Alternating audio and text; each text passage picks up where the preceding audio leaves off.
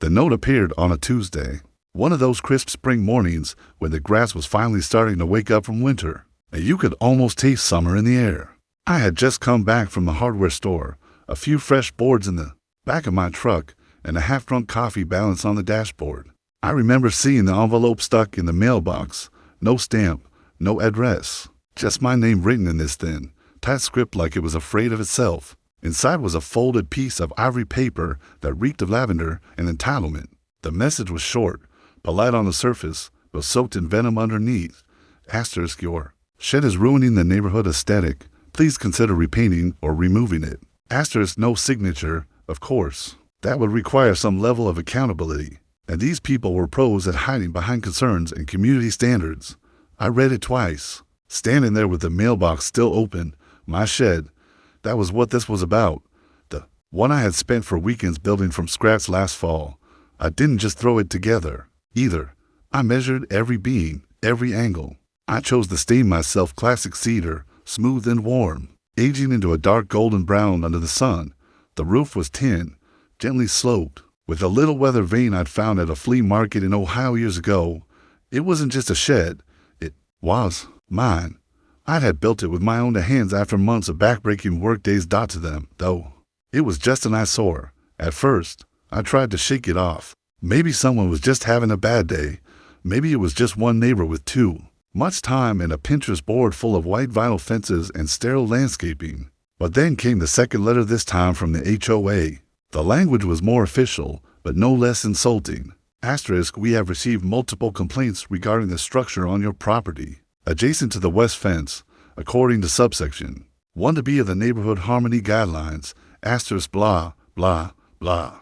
Fines if I didn't bring it up to visual compliance. 30 days to respond, and just like that, it was clear. This wasn't just one cranky neighbor with a pen. This was a movement.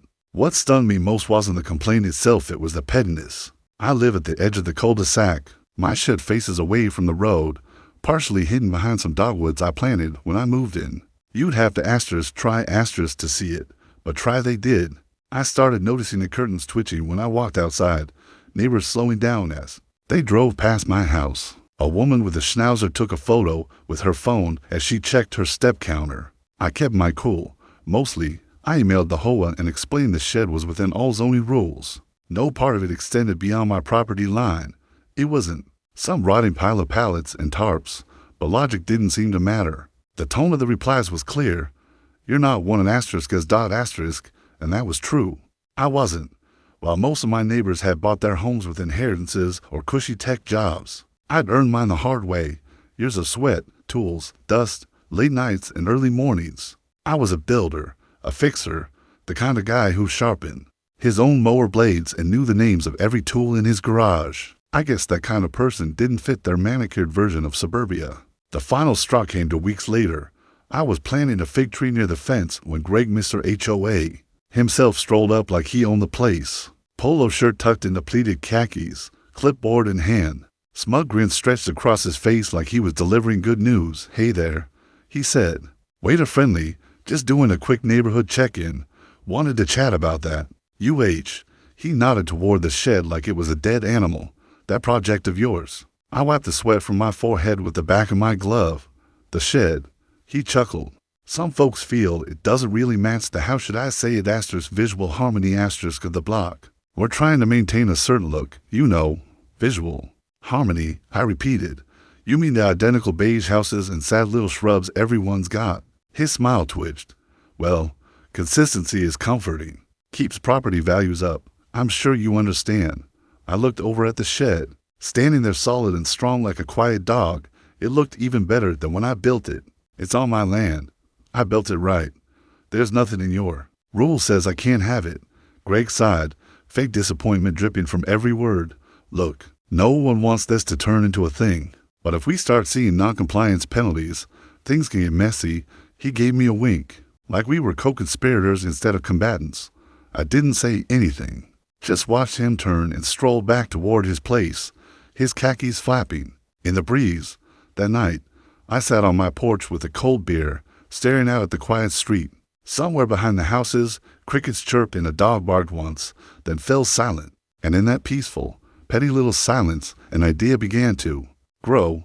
I remember the lot next to mine empty for years, overgrown and unclaimed. I bought it at auction back when the housing market had dipped, a future investment. I told myself, but now, maybe it was something more. Maybe, just maybe. If they thought my shed was an eyesore, I could show them what real disruption looked like. A grin crept across my face as I pulled up the property plans on my phone. The gears were already turning. I wasn't going to tear down my shed.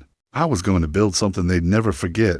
I didn't waste any time. The next morning, while the rest of the neighborhood was still brewing coffee and fluffing throw pillows, I was already on the phone with an architect I knew from a job site in Dallas. A genius with concrete and steel, and more importantly, someone who understood what I meant when I said, I want to build a monument, not a home. He didn't even ask why. He just laughed and said, tell me where to send the first draft. By noon, I had a rough sketch in my inbox, and by the end of the week, we had full blueprints. The design was simple in concept, but dramatic in execution. A two-story modern fortress with high walls, smooth lines, and a completely blank rear facade.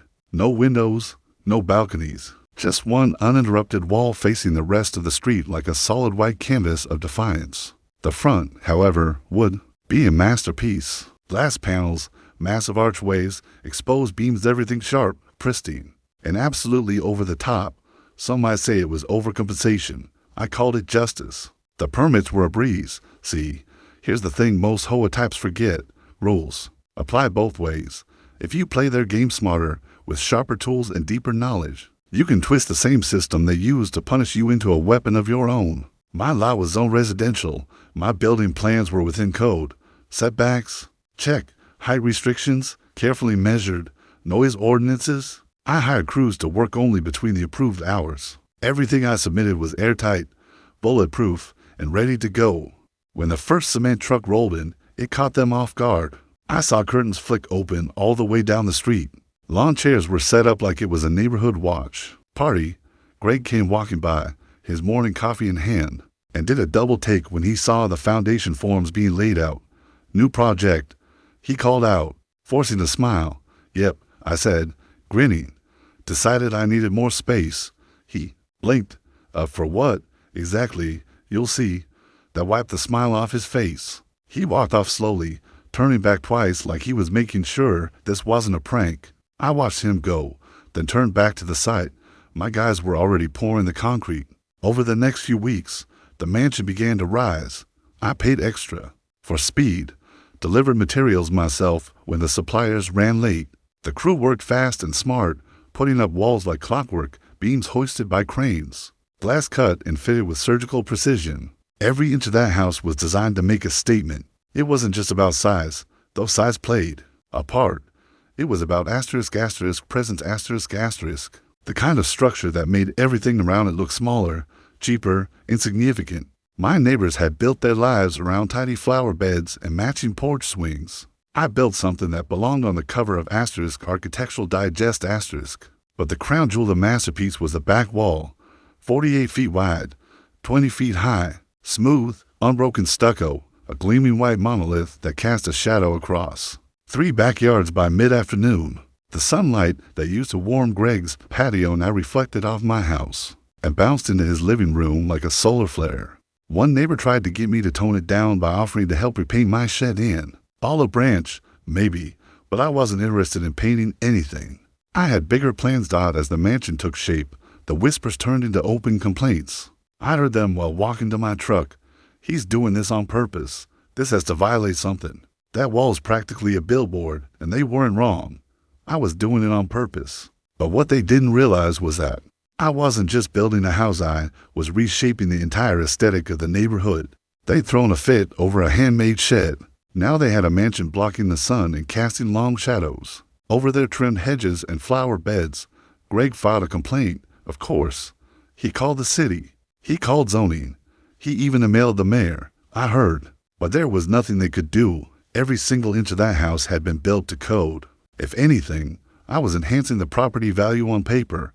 The mansion was insured, appraised, and even got a nod of approval from the Regional Real Estate Association for raising local home valuation. I even invited the city's housing development officer for a walkthrough. He left impressed. It's bold, he said, shaking his head with a chuckle. Bold was the point. Once the roof was finished and the landscaping started, it got even better. I hired a French designer to lay out the front yard with hedges and sculptures. The garden lights were solar-powered and synced with my phone. I had a fountain installed, a real one, with a lion head spout and soft cascading water. All the while, my original house and shed remained untouched. The shed got a new coat of sealant just because I had leftover supplies. I would sit out there on weekends, sanding a piece of wood or cleaning my tools, while the neighbors peeked over fences, now completely dwarfed by the towering modern temple next door. Some of them stopped waving. Some crossed the street when they saw me coming. Others, the passive-aggressive types, started parking farther away just to avoid walking past the new construction, and I kept smiling, because every beam, every nail, every tile in that mansion wasn't just construction, it was payback. Silent, legal, glorious payback. The best part was the way they started whispering among themselves. They didn't dare confront me directly anymore. Not after the city inspector approved my plans. Not after the local newspaper ran a feature titled "Rural Modernism Comes to Oakview Lane." They were stuck, just like I had been when I got that first little note in the mailbox. Only now, I was the one holding the pen. It didn't take long for the neighborhood to snap. The moment the final touches were put on the mansion, glossy steel numbers by the doorway, custom mailbox, stone path curving through a manicured lawn, it was as if the air itself shifted. Before, their frustration had been masked with forced smiles and tight waves. Now it was just raw bitterness hanging in the breeze like smog. I remember the first Saturday after I moved furniture into the place. My original house still stood, proud. Next door, the little shed in its shadow, unmolded and untouched. But now, with my new vacation mansion, as I jokingly called it, I had options. On weekends, I'd stroll from one driveway to the other, maybe carrying a beer or a toolbox, just to be seen. It wasn't about gloating. Well, maybe a little. It was about reminding them that they had tried to push me out, and I'd pushed back twice as hard. One of the neighbors, Cheryl, who once organized bake sales and block parties, tried to rally a concerned citizens group to petition the city again. I know this because one of her flyers ended up mistakenly taped to my own mailbox. The flyer was hilarious words like privacy violation, light obstruction, architectural overreach. I kept it on my fridge for weeks, their main complaint. Aside from the glaring reality of a massive modern mansion looming over their suburban cookie, our homes was at the back wall of the house, completely blank, perfectly smooth, reflected too much light. They said it was blinding, clinical, oppressive. One neighbor claimed it gave her migraines. Another said her cat wouldn't go near the back patio anymore. But the thing is, they had no case. There were no regulations that required me to put windows on a certain wall or even use a specific finish. If anything, my choice of white stucco reflected heat away and improved energy efficiency. The irony was delicious. I started renting the mansion out to friends mostly on weekends. The place was huge, and I didn't need all that space. A buddy of mine from Austin held a small birthday gathering there one night, maybe 20 people, all polite, mid-30s professionals. I even stopped by for an hour, brought some ribs, and enjoyed a slice of cake. Still, the next morning, I found a typed letter shoved under the front door. Asterisk, the presence of short-term guests increases traffic and disturbs the residential atmosphere. Asterisk, I laughed so hard I nearly dropped my coffee. From that point on, I made it a point to host asterisk something asterisk every other weekend. Nothing wild, book clubs, barbecues, a jazz trio once. I kept everything well within the noise ordinance and followed every rule to the letter. It was their nightmare and my entertainment. One weekend, I rented the place to a couple who ran a photography business. They used it as a backdrop for a series of engagement shoots all day long. There were people posing on the stone steps, laughing on the balcony, spinning in the garden. At one point, a drone buzzed into the air to get overhead shots. That one really sent Greg into a tizzy. I saw him storm out with a pair of binoculars, muttering to himself like the sky personally offended him. Greg, oh Greg. He had gone from smug enforcer to full-blown crank. He stopped talking to me entirely, except once when he walked by and muttered, "It's obscene." You know, I just smiled and said, "So's that hoe of fine you tried to send me. Remember that?" He didn't respond. But the real turning point came a month later. A real estate agent started knocking on doors. Apparently, the houses on the block were suddenly up for sale. I watched from the comfort of my mansion's upper floor lounge as the for sale signs went up one across the street, 1-2, doors down. The neighbors had cracked. They couldn't take the sight of the mansion anymore. They blamed the parties, the shadows, the urban energy I'd brought into their precious suburban bubble. Funny thing was, the buyers who showed up for viewings, they loved the mansion. It was the first thing they asked about. Who built that? Is that place rentable? What style is that, Scandinavian modern? The irony was staggering. What they called an eyesore, others called a masterpiece. The new families that moved in didn't care about the shed or the mansion or the back wall.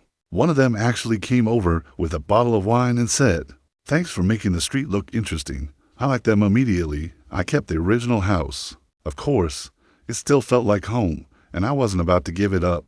The mansion, though it became more than just a monument to spite, it became my playground. I started renting it on Airbnb, a week here, a week in there. High demand, surprisingly high rates, and the reviews, glowing. People praised the architecture, the lighting, the unexpected tranquility despite the suburban surroundings. Somebody from a local film crew scouted it for an indie drama. A wedding planner booked it for bridal photos. One guest left a 5-star review that read, "Asterisk, the house feels like it doesn't belong here in the best way." Asterisk exactly. The Hoa tried one last push, a formal complaint filed through a new lawyer. They accused me of operating a commercial venue in a residential zone. My response was simple. It's a private residence.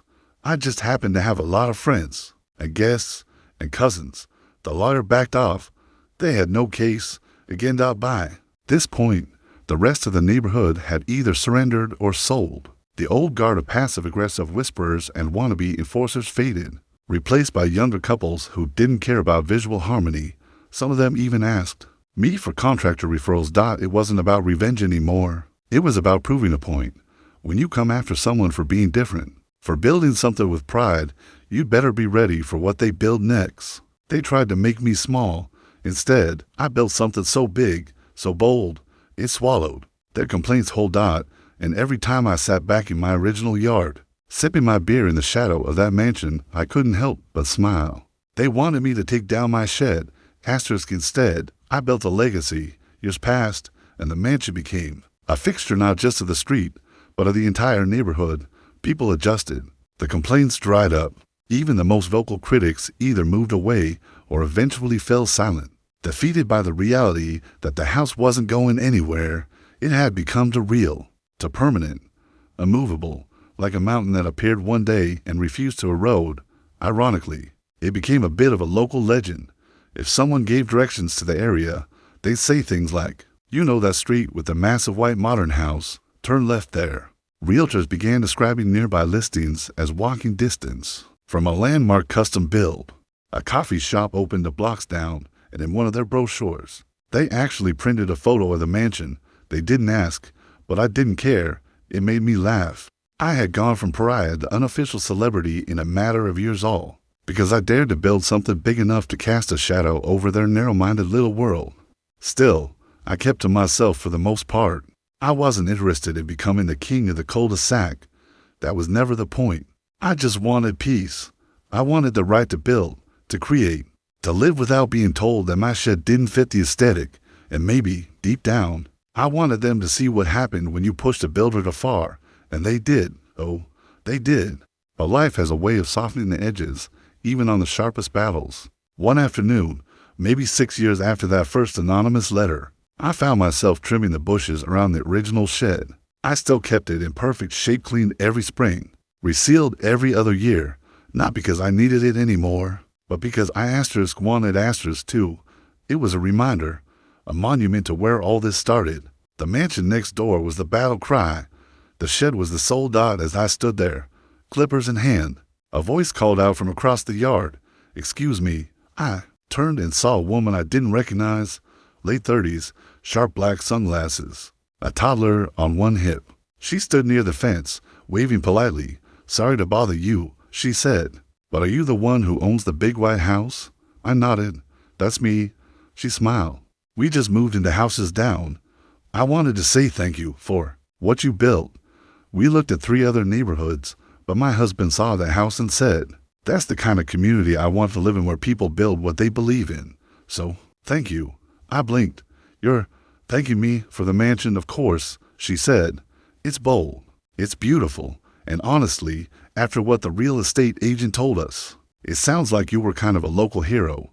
That made me laugh. Local villain, more like. She shrugged. Well, things change, and they had. The Hoa had undergone a quiet transformation after Greg resigned. Some of the newer board members actually came to me for advice on how to encourage design diversity in the neighborhood. A few even asked for tips on building their own outdoor workshops or converting garages into creative studios. I offered help freely, no smugness, no pride, just a builder sharing what he knew. There was even a vote one year to remove uniformity from the community charter. It passed by a slim margin, but it passed. That was the real victory. Not everyone forgot the old feud. Some of the older residents still walked by without a word, their eyes lingering on the mansion a second along. But they no longer had the power they once did. The tide had turned, and now they were the ones out of place. One fall evening, I sat on the second-floor balcony of the mansion, looking down at the original house next door. The sun was setting, casting orange light across the lawn. The shed's roof glowed with a familiar golden hue, just like the first time I stood outside it after finishing it all those years ago, and I realized something. I had won not just the battle with the Hoa, but something much deeper. I had proven that doing things your way, on your terms, with your own hands, still mattered. In a world obsessed with fitting in, I had stood out. I had made noise in a place that demanded silence, and in doing so, I had made room for others to do the same. The mansion wasn't just a spy house anymore. It was a beacon. The story made its way onto the internet at some point. Some local blogger posted about it, calling it * the shed that built a fortress. * it spread. Slowly but surely, I got emails from strangers, people thanking me for standing up, for refusing to cave into pettiness, for being proof that you * could * win against the mob with rules, logic, and a little creativity. One guy from Arizona even offered to fly out and film a mini documentary. I said no. I wasn't in it for fame. I was in it for freedom. Still, sometimes I'd hear kids laughing as they played in the shadow of the house, their parents sitting comfortably nearby, unbothered by its size, its style, or its presence. To them, it was just part of the neighborhood, a cool place, a story their parents might tell one day. I thought about what might have happened if I had just given in, painted the shed beige, replaced the tin roof with something subtler. I could have avoided the letters, the glares, the drama. But then again, I wouldn't have this view. I wouldn't have this peace. One night, I walked out to the edge of my yard, hand resting on the shed's frame. It was quiet, peaceful. A soft breeze rolled in, rustling the trees. Somewhere in the distance, a dog barked. A new couple across the street waved to me, and I waved back. No more notes. No more threats.